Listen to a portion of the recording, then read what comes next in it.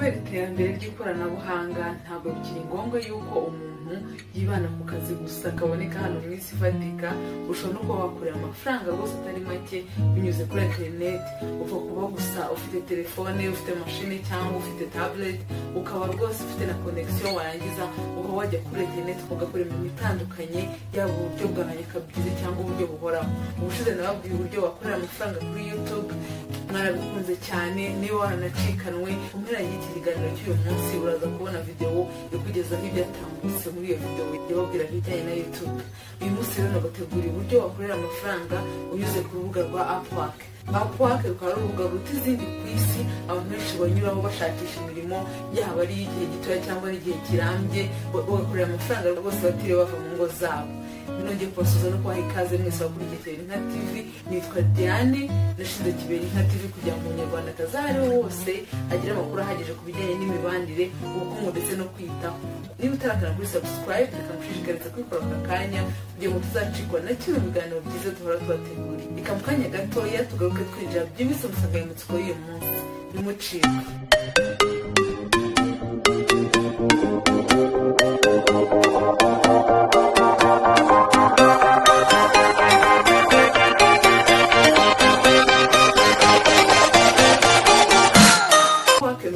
Rwashingiye muri Amerika, rukaba rwakira abantu baturutse mu bihugu bitandukanye ku isi hose, bakinjiraho rwose bagashakisha imirimo bitewe n'ibintu bize, bitewe n'ubumenyi bafite, bagatangira bagakorera amafaranga, yaba ari mu buryo bwa nyakabyizi cyangwa no mu buryo buhoraho, bajya babona amafaranga agera kuri konti yabo biyicariye mu rugo iwabo. Rero uru rubuga kugeza ubu ngubu ruriho abantu barenga miliyoni 15 bamaze kwinjiraho bakorera imirimo itandukanye. Ikindi kandi hariho miliyoni zirenga 2 z'imirimo itandukanye wakora. Urugero wakora ubwanditsi, ushobora gukoraho akazi kajyanye na design, graphic design, gushushanya cyangwa web design, gukora imbuga zitandukanye.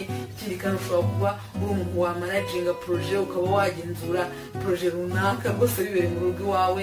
Mbese n'uburyo bwinshi butandukanye wakoramo akazi ku buryo kumenye bwose waba ufite, amashuri waba warize wakwisangamo. Ubu uri kwibaza uti se amafaranga nakwinjiza kuri uru rubuga n'amafaranga angana iki? Nk'uko tubikesha mailchimps.com, umuntu ugitangira ashobora kwinjiza byibuze amadolari hagati y'10 na 15 ku isaha. Urumva ko atari amafaranga makeya. Noneho umuntu umaze kumenyera ashobora kwinjiza amadolari 25 ku isaha no kuzamura. Urumva nawe ko ari amafaranga menshi cyane. Umuntu rero agenda yinjiza menshi bitewe n'uburambe amaze kuri urwo rubuga. Niba uri umuntu ujya utekereza kuba wakorera amafaranga ku rubuga rwa internet, urumva ko urubuga ari hamwe wanyura ukaba wagira access ku mirimo irenga miliyoni. Rero wizuye azatangira aka kanya uri kwibaza uti se nakwinjiramo gute, nahera hehe? Ikintu cya mbere rero wakora ni ukujya kuri Google ukandikamo ijambo upwork.com, wamara kurikandaho ukinjiraho, warangiza ugatangira ugakora sign up. Gusaba ko wakwinjira kuri urwo rubuga ukagiraho profile. Iyo umaze rero kwinjira kuri rwa rubuga utangira kubaka profile, ukagenda wandika ibyo wize, ubumenyi ufite, uburambe ufite muri ibyo bikorwa byawe, icyo ukora ubu ngubu, warangiza ukabishyira kuri rwa rubuga. Niba ufite na link zerekana imirimo wagiye ukora itandukanye ahantu runaka, ni byiza cyane, bikongera amahirwe yo kuba watoranwa mu magana menshi y'abantu baba baturutse isi hose. Ubu ushobora kumva ubaye interested, wise wumva nawe waba umwe mu bantu bakorera amafaranga kuri uru rubuga, ukaba wibaza uti se noneho ni iki kibisaba? Rero nakubwira nk'ikintu cya mbere bisaba ni ukuba ufite ubumenyi runaka. Ni ukuvuga ngo ugomba kuba ufite ubumenyi kandi ufite n'impamyabumenyi bibwerekana. Icya kabiri ni ukuba uzi zimwe mu ndimi mpuzamahanga nk'icyongereza, igifaransa ndetse n'izindi. Ikindi kandi ugomba kuba ufite bimwe mu bikoresho by'ikoranabuhanga, iyo laptop, ukaba ufite telefone yawe cyangwa ufite tablet. Ikindi kandi ibikoresho bigomba kuba birimo internet ihagije igenda ku muvuduko ushimishije. Ushobora kuvuga uti maze se niba ibi bintu byujuje nakwinjira kuri urubuga.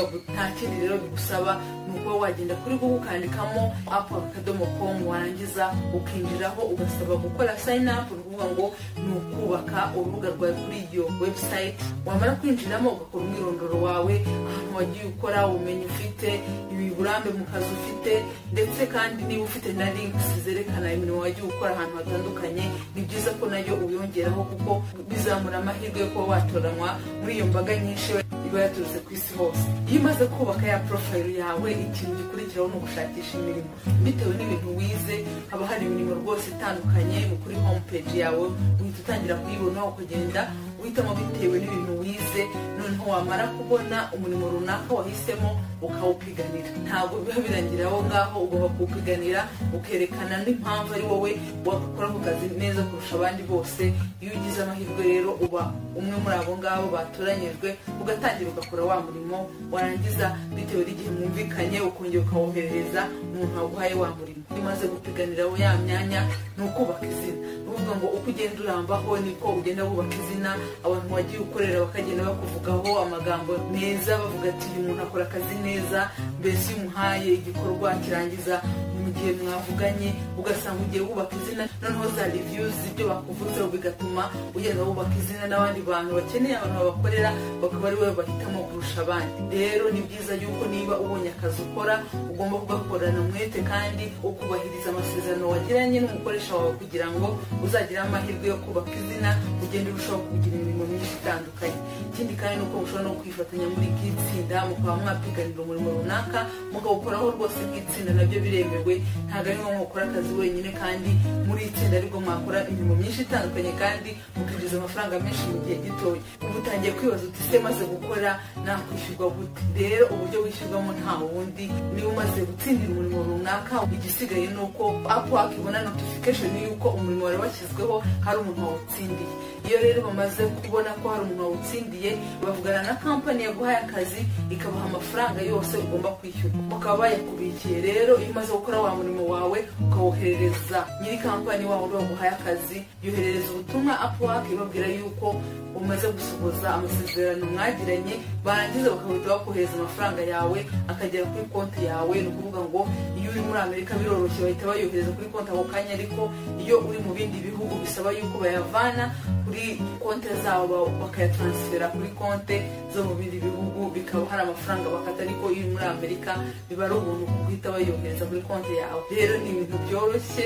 watangira nawe ugakora aka kanya, mbese ushobora kuba wabifatanya n'akandi kazi ufite runaka. Rero ndizera yuko wabonye amakuru ahagije yatuma ufata icyemezo niba ushaka kuba umwe muri izi miliyoni nababwiye zirenga 15 zabonyeho akazi. Tugeze ku musozo w'ikiganiro cyacu, reka mbashimire uburyo mwabonye nanjye kugeza ku musozo. Reka mbashishikarize kuba mwatwandikira hano hasi hagenewe ubutumwa bugufi, mukaduha igitekerezo cyawe ku nsanganyamatsiko twaganiriyeho uyu munsi. Ariko rero ufite n'ibyifuzo by'ibyo twazabaganirizaho ubutaha, nabyo bihariho. Ikindi niba wakunze ibyo twakubwiye, wakanda kuri like ndetse no kuri subscribe kugira ngo utazacikanwa n'ibindi biganiro by'ubutaha. Nababwira nti nakagaruka, mwakoze cyane. Amahoro y'Imana akomeze kubana namwe. Bye.